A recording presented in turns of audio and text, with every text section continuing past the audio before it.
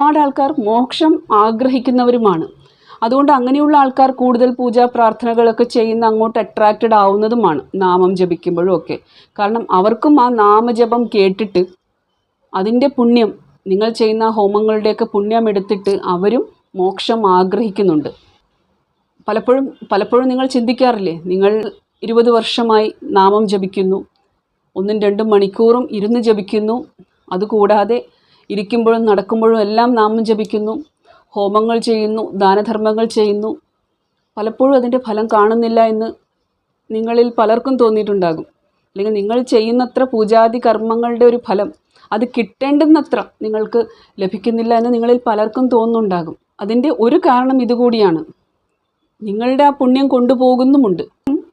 ഒരു തരത്തിൽ പറഞ്ഞാൽ നമ്മൾ നാമസങ്കീർത്തനം ചെയ്തിട്ടും നമ്മൾ മന്ത്രജപങ്ങളും കാര്യങ്ങളൊക്കെ ചെയ്യുമ്പോൾ ശരിക്കും നിങ്ങളൊരു സന്യാസി